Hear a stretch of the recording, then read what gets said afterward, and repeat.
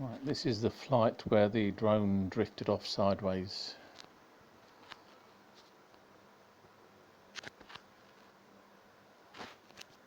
The intention was to go up to about 30 metres and take a pano, but it's about 10 metres there and it's just drifting sideways.